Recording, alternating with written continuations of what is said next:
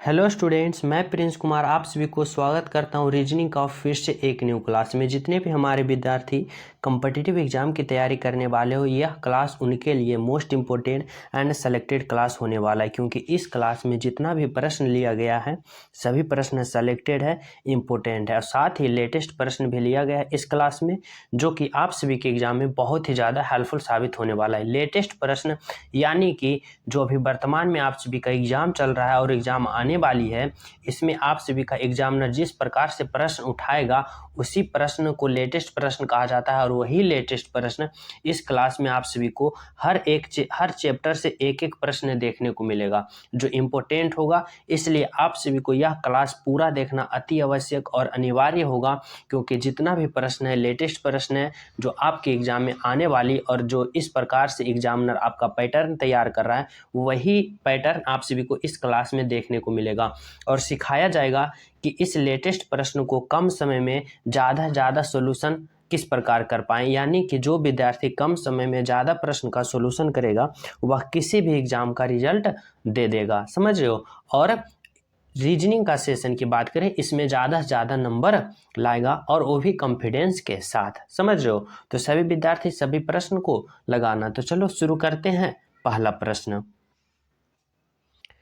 प्रश्न देखो क्या दिया गया है। पहला प्रश्न एग्जामिनर आप सभी से पूछ रहा है, दिए गए प्रश्न में लुप्त संख्या ज्ञात करें। लुप्त संख्या ज्ञात करना है, हमें बताना है कि जिस प्रकार से 4, 3 और 2 यानी कि 4, 3, 2 को आपस में किस प्रकार कैलकुलेशन करें कि यह 24 हमें प्राप्त होना चाहिए। इसी प्रकार हमें 2, -1 और -2 को किस प्रकार कैलकुलेशन करें कि हमें 4 प्राप्त होना चाहिए। इसी प्रकार 0, 6 और 5 को किस प्रकार हम कैलकुलेशन करें कि यहाँ जो वाट है, यहाँ जो लुप्त स्थान है, यही हमें क्या करना है, ज्ञात करना है। तो देखो समझना, ऐसे प्रश्न को सॉल्यूशन हम किस प्रकार करेंगे ताकि हम राइट आंसर को प्राप्त कर पाएं। तो देखो जितने भी विद्यार्थी हो, पहले आप खुद से कोशिश करना, समझ रहे हो, और जहां आप लोग फंसना वहां फिर देखना और हमारे साथ राइट आंसर आने के बाद हमारे साथ कमेंट करते चलना, समझ रहे हो। तो देखो ऐसे प्रश्न में हम क्या सोच सकते हैं, हम यही सोच सकते हैं कि 4, 3, 2 को आपस में किस प्रकार हम कैलकुलेशन करें ताकि हमें कितना प्राप्त हो जाए, हमें 24 प्राप्त हो जाए। तो देखो अगर हम इस 4, 3 और 2 को आपस में गुना कर देते हैं तो देखते हैं हमें क्या प्राप्त होता है। तो चलो देखते हैं गुना करके कितना है। 4 गुने 3 और गुने 2 करते हैं तो 4 तिया 12, 2 नी 24। देखो यहाँ 24 है और 24 हमें प्राप्त हुआ तो प्राप्त हो गया।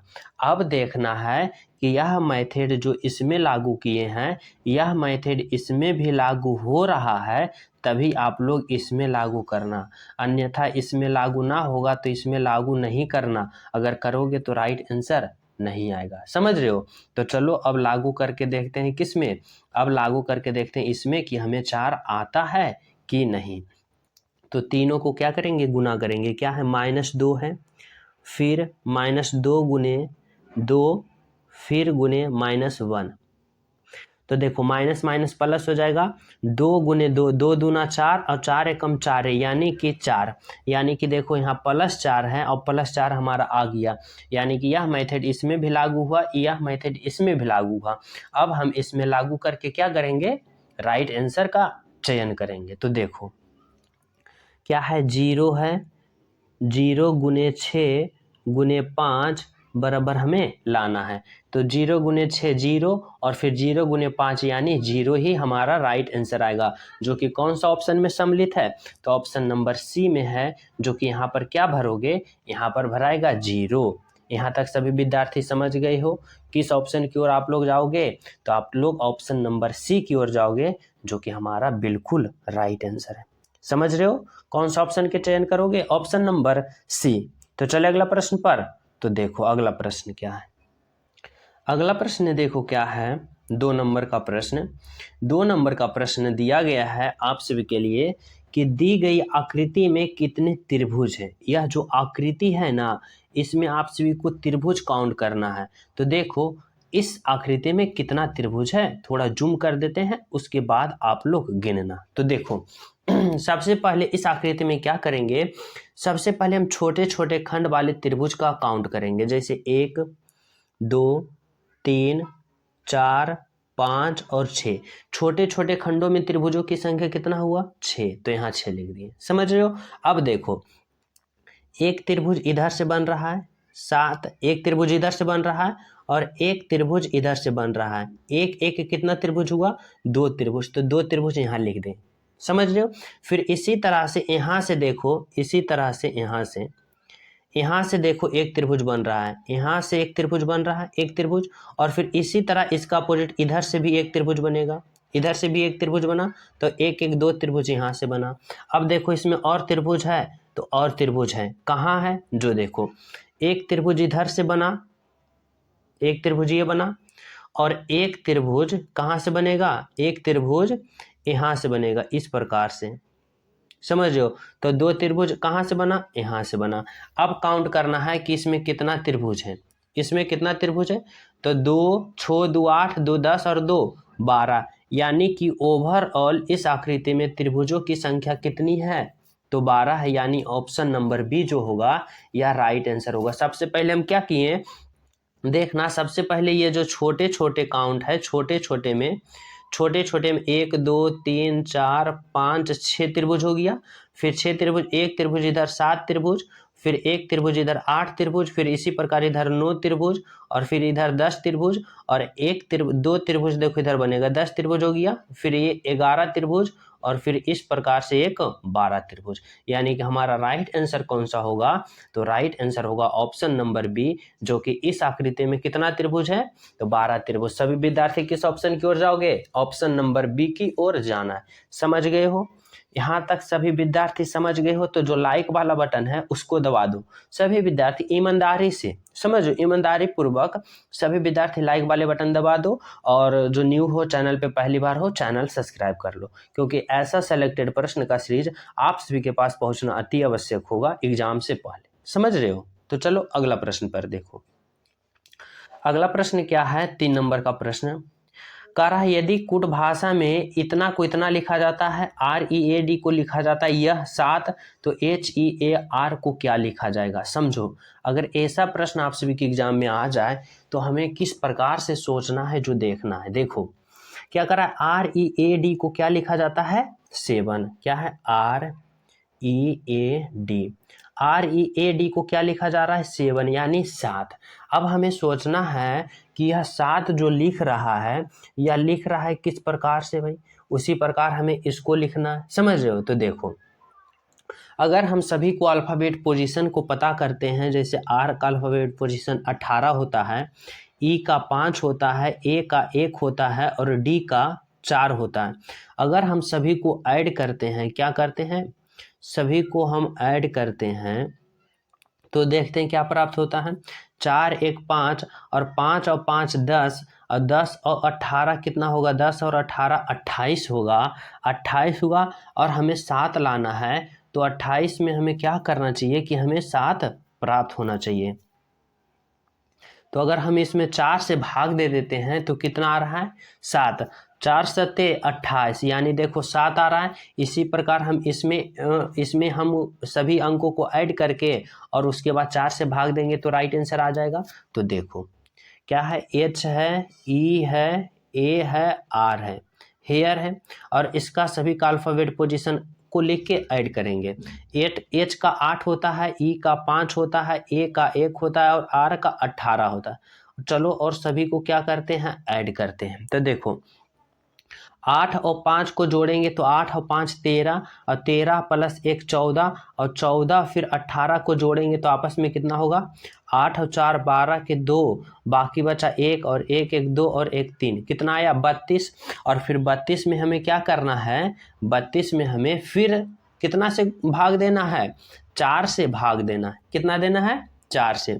तो 4 से जब भाग देंगे तो कितना राइट आंसर आएगा, 4 अठी 32, यानी हमें कितना प्राप्त हो रहा है 8, यानी कि ऑप्शन नंबर कौन है, तो ऑप्शन नंबर डी है।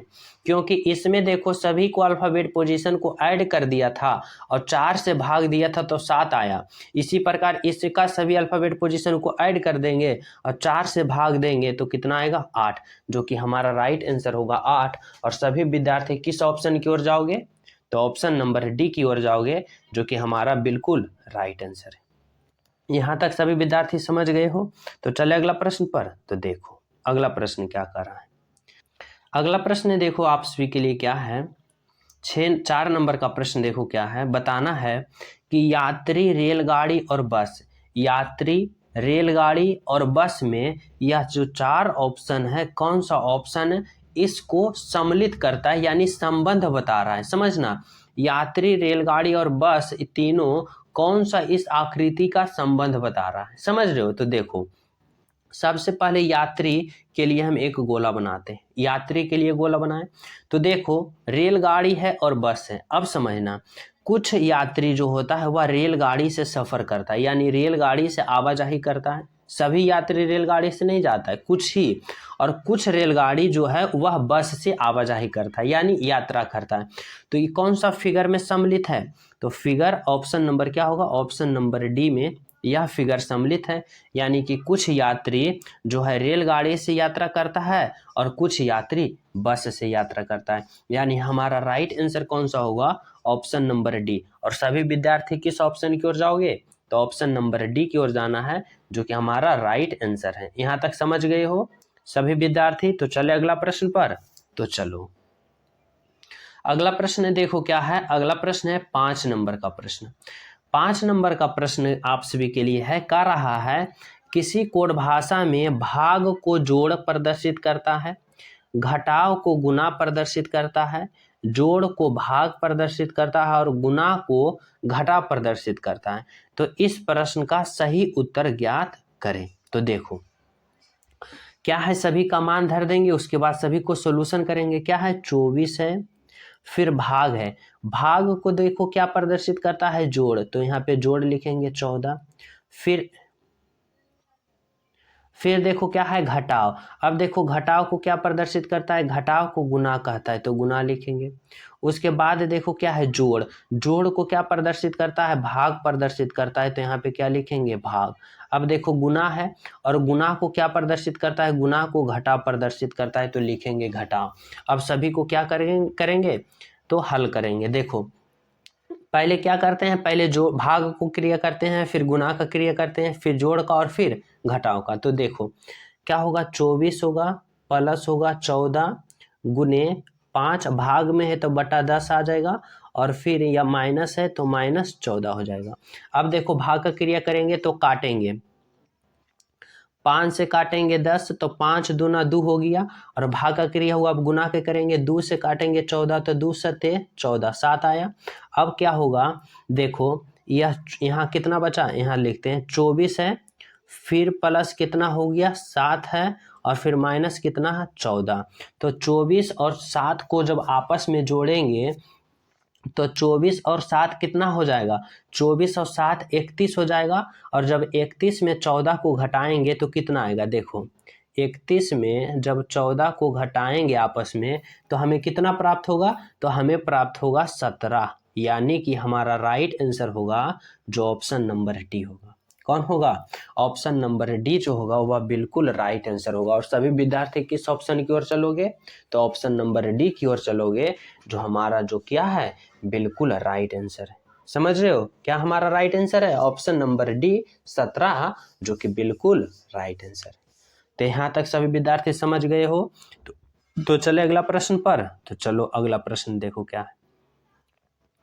अगला प्रश्न देखो क्या है, 6 नंबर का प्रश्न। 6 नंबर का प्रश्न आप सभी के लिए कह रहा है कि यदि शीशे को अस्टिक कहा जाता है, अस्टिक को नीब कहा जाता है, नीब को सुई कहा जाता है, सुई को रस्सी और रस्सी को धागा कहा जाता है, तो किसी पेन में लिखने के लिए क्या लगाया जाता है। तो समझना, ऐसे प्रश्न को सॉल्यूशन किस प्रकार से करते हैं। देखो प्रश्न हमें कह रहा है किसी पेन में लिखने के लिए क्या लगाया जाता है। तो पेन में लिखने के लिए हमें क्या लगाया जाता है, निब लगाया जाता है। निब लगाते हो तभी तो पेन चलता है।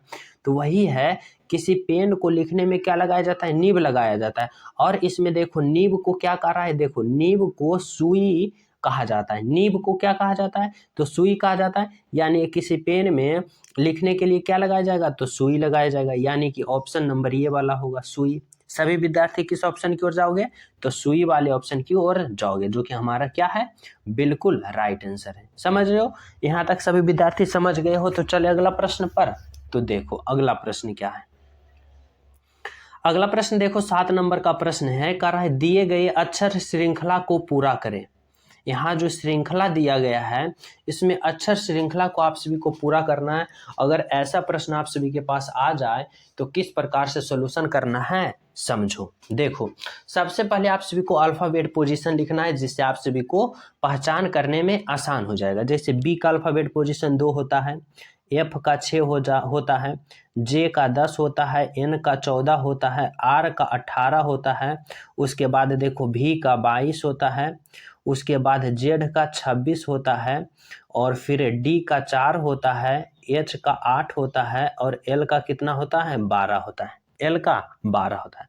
अब समझो अब क्या प्रश्न कर रहा है। अब देखने से हमें पता चल रहा है कि देखो 2 से 6 गया, 2 से 6 गया यानी +4 बढ़ा, 6 से 10 गया यानी +4 बढ़ा, 10 से 14 गया यानी +4 बढ़ा, 14 से 18 यानी +4, फिर 18 से 22 यानी +4, फिर 22 से फिर देखो कितना बढ़ा, 22, यहाँ देखो फिर यहाँ देखना है 22, फिर यहाँ 22 से हो गया, फिर 22 से 26 गया, 22 से 26 गया, फिर कितना +4 हो गया, और फिर 26 से डी गया यानी 26 से 4।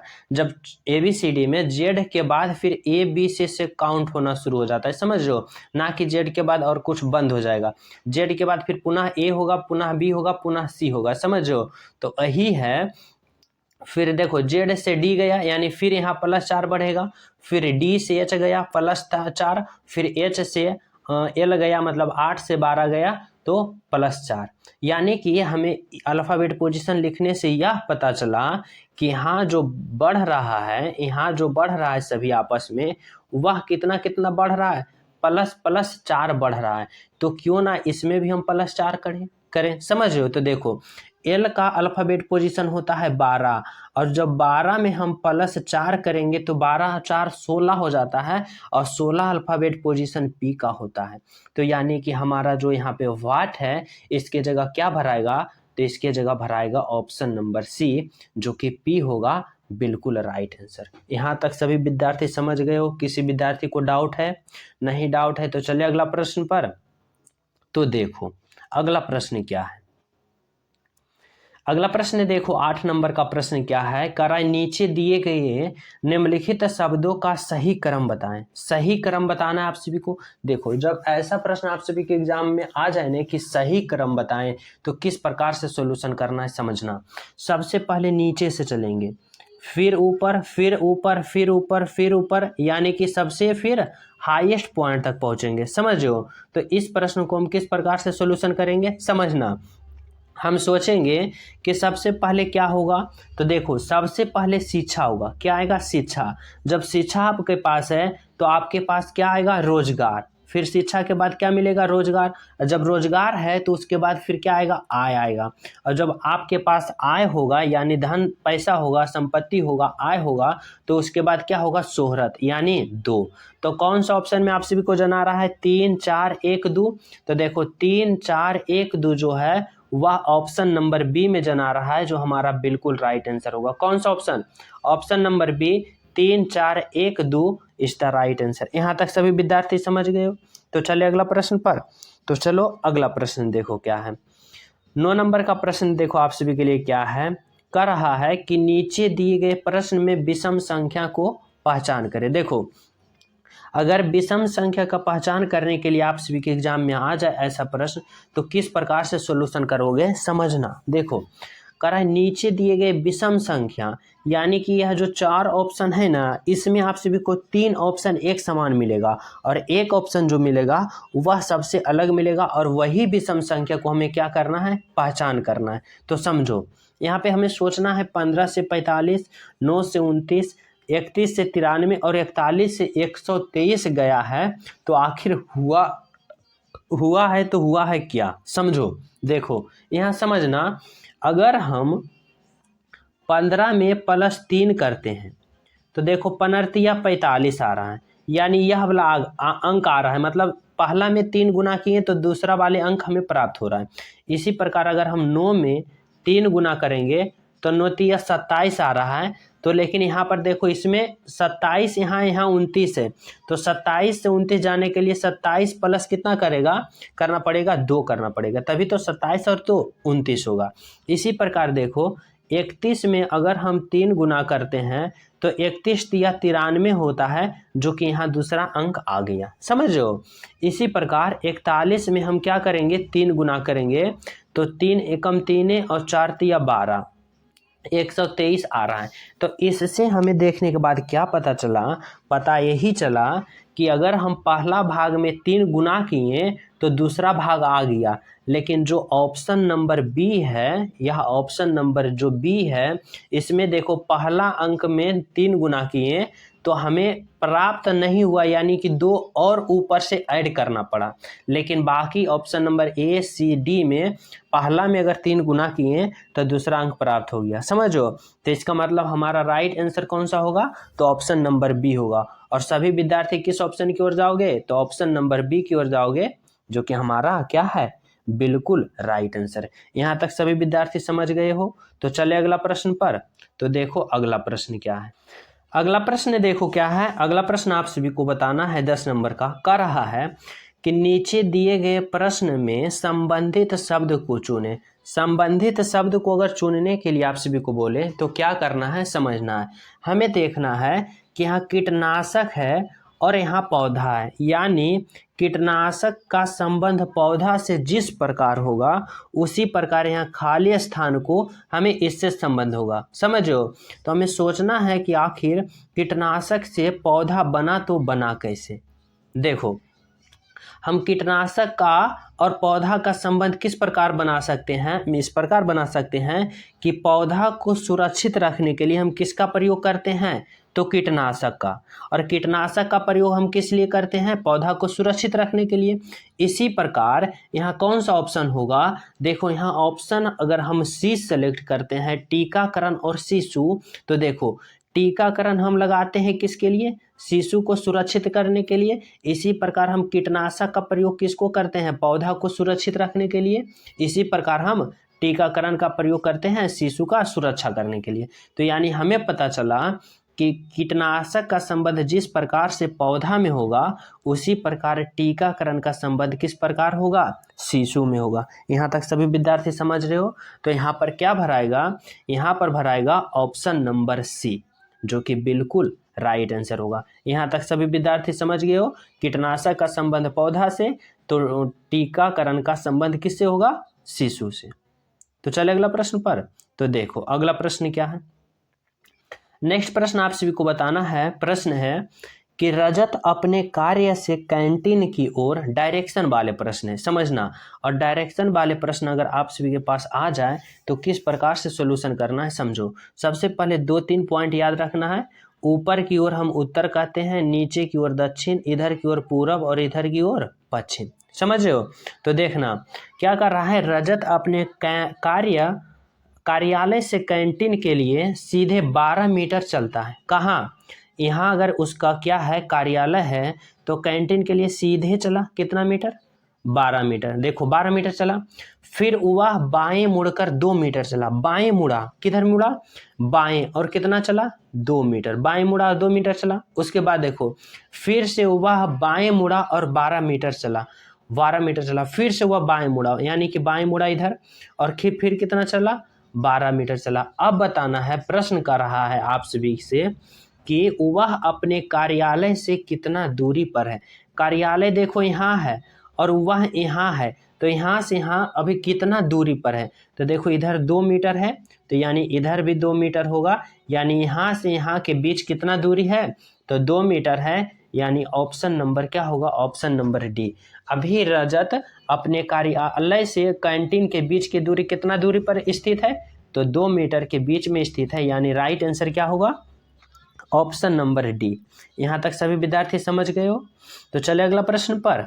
तो देखो अगला प्रश्न क्या है आप सभी के लिए, 12 नंबर का प्रश्न। 12 नंबर का प्रश्न आप सभी से कर रहा है कि दिए गए प्रश्न में संबंधित अक्षरों को चुनें। क्या करना है, संबंधित अक्षर को चुनना है। हमें बताना है ACF का संबंध ZXU से जिस प्रकार है उसी प्रकार FHJ का संबंध यहाँ खाली स्थान है, इससे क्या होगा, समझ रहे हो।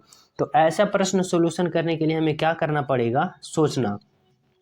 हमें सोचना होगा कि ACF का संबंध ZXU से जिस प्रकार है। तो सबसे पहले आप सभी को क्या करना है, अल्फ़ाबेट पोजीशन लिखना है। देखो अगर एक अल्फ़ाबेट पोजीशन A है होगा, C का कितना होगा, C का 3 होगा, और F का कितना होगा, 6 होगा। देखो A का 1 हुआ, 3, C का 3 हुआ, F का 6 हुआ। इसी प्रकार Z का देखो, Z का कितना होता है, Z का 26 होता है, X का 24 होता है, और U का कितना होता है, 22 होता है। अब यहाँ से हमें पता चल रहा है कि 1 का 26 से संबंध है, यानी कि ABCD में शुरू A होता है और अंत Z होता है, समझो। फिर देखो C का 3 से छो गया, यानी कि तीसरा नंबर पर ABC, तीसरा नंबर पर C आता है, और इधर से तीसरा नंबर पर X आता है, XYZ, इधर से तीसरा नंबर पर X आता है। इससे हमें पता चला कि A का अपोजिट Z है, C का अपोजिट X है, और F का अपोजिट U है, समझ रहे हो। इसी प्रकार हम F का अपोजिट निकालेंगे, H का अपोजिट निकालेंगे, और किसका निकालेंगे, J का अपोजिट निकालना है। तो अगर उल्टा आप सभी को निकालना हो तो एक ट्रिक है, समझना। किसी भी ABCD अल्फ़ाबेट का अपोजिट निकालना है तो किस प्रकार से करना है, समझो। हम 27 में जिसको निकालेंगे उसका अल्फ़ाबेट पोजीशन घटा देंगे। जैसे मानो कि A का हम अपोजिट निकालना चाहते हैं, तो A का अपोजिट, A का अल्फ़ाबेट पोजीशन 1 होता है, तो हम 27 में 1 घटाएंगे, देखो 26 आ रहा है, और 26 हमारा किसका अल्फ़ाबेट पोजीशन होता है, Z का, यानी A का अपोजिट Z है। इसी प्रकार देखो अगर C का अल्फ़ाबेट पोजीशन, C का हम अपोजिट X निकालना चाहते हैं, तो C का अल्फ़ाबेट पोजीशन कितना होता है, 3 होता है, और अगर 27 में 3 को हम घटाएंगे तो कितना आएगा, 24 आएगा, और 24 किसका अल्फ़ाबेट पोजीशन होता है, तो 24 X का होता है। देखो X यहाँ है, तो इसी प्रकार हम क्या करेंगे, सभी को इसका निकालेंगे। तो देखो 27 में हम F का अल्फ़ाबेट पोजीशन घटाएंगे, F का होता है 6, तो 27 में 6 घटाएंगे कितना आएगा, 21, और 21 अल्फ़ाबेट पोजीशन किसका होता है, तो U का होता है। तो यानी कि यहाँ पर हम क्या लिखेंगे, U लिखेंगे। इसी प्रकार 27 में हम H का अल्फ़ाबेट पोजीशन निकालेंगे, तो H का अल्फ़ाबेट पोजीशन होता है कितना, 8।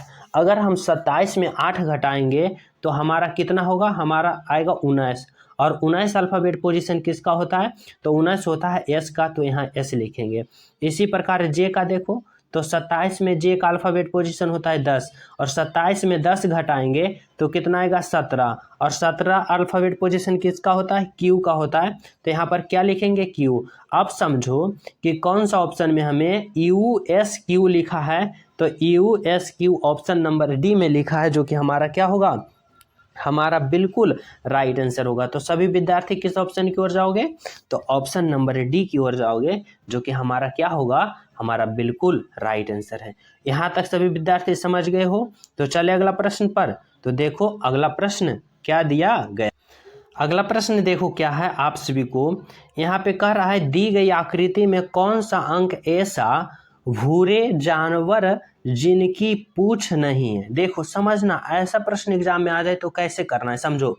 यह जो गोला है ना, यह गोला जानवर से संबंधित है, और यह जो वृत्त है यह पूंछ से संबंधित है, और यह जो संबंधित है यह भूरा से संबंधित है।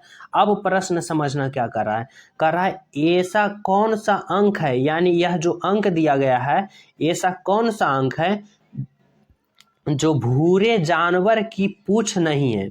भूरा होना चाहिए और जानवर की पूंछ नहीं होनी चाहिए, यानी पूंछ में नहीं आना चाहिए, और कैसा होना चाहिए, भूरा जानवर होना चाहिए, भूरा जानवर जिसकी पूंछ नहीं है, भूरा भी होना चाहिए और जानवर भी होना चाहिए। देखो यहाँ भूरा भी होना चाहिए, जानवर भी होना चाहिए, लेकिन जिसकी पूंछ नहीं है। तो देखो जानवर यहाँ है, भूरा यहाँ है, यानी यह गोला और यह गोला में कौन सा दोनों मैच कर रहा है। तो देखो यह जो 5 यहाँ लिखा है, यही 5 जो होगा ऑप्शन नंबर सी, क्योंकि पूंछ में देखो 5 सम्मिलित नहीं है, क्योंकि पूंछ वाला यह है और इसको हमें नहीं देखना है।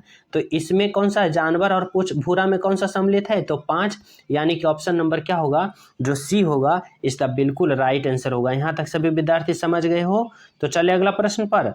तो देखो अगला प्रश्न क्या है, अगला प्रश्न देखो क्या है, अगला प्रश्न कर रहा है 15 नंबर का प्रश्न कर रहा है, नीचे दिए गए प्रश्न आकृति में विषम आकृति को पहचान करें।